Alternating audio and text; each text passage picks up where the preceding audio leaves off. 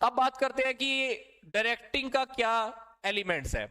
Directing के अंदर क्या होता है, चार बातें आती हैं। सबसे पहली बात है सुपरविजन। सुपरविजन क्या होता है, लोगों का काम करने के टाइम पर उनका निगरानी करना, निरीक्षण करना।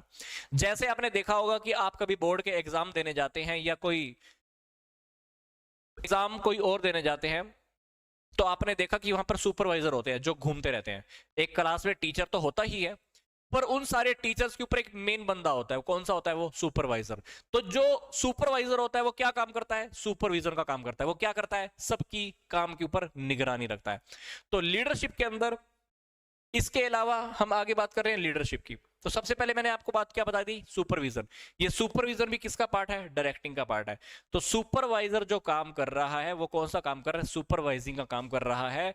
वो ये देखता है कि मशीनों के ऊपर ठीक ढंग से काम हो रहा है, नहीं हो रहा है, प्रोडक्शन अच्छे से हो रहा है, नहीं हो रहा है, लोग कुछ गलत तो नहीं कर रहे हैं।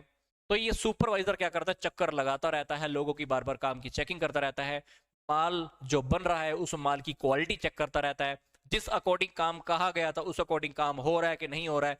तो ये ऐसा समझ लो कि सुपरवाइजिंग के अंदर आता है।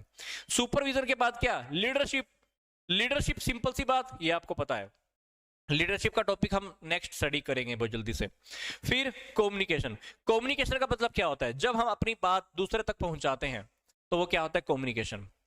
तो कम्युनिकेशन का मतलब क्या, एक विचार को, एक बात को एक स्थान से दूसरे स्थान तक, दूसरे व्यक्ति तक पहुंचाना, दैट इज कम्युनिकेशन। तो कम्युनिकेशन का काम भी कहीं ना कहीं किसमें आता है, डायरेक्टिंग के अंडर में ही आता है।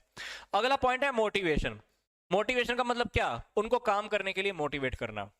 तो मोटिवेशन के अंदर हम लोगों को अभिप्रेरित करते हैं।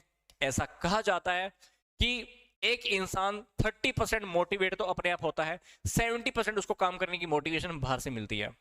जैसे एग्जाम के टाइम पर हमको पेपर क्लियर करना है, कुछ मोटिवेशन हमको अंदर से मिलती है कि भाई पेपर देना है, बाकी मोटिवेशन दूसरे लोगों को भी देख के मिलता है कि भाई सामने वाले का पेपर तो क्लियर हो गया, सामने वाले तो 2 साल पहले नौकरी लग ली।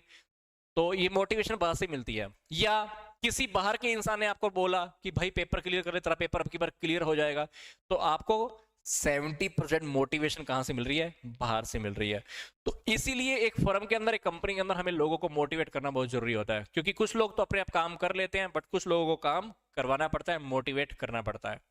तो इसलिए मोटिवेशन की बहुत ज्यादा जरूरत है। आगे हम बात करते हैं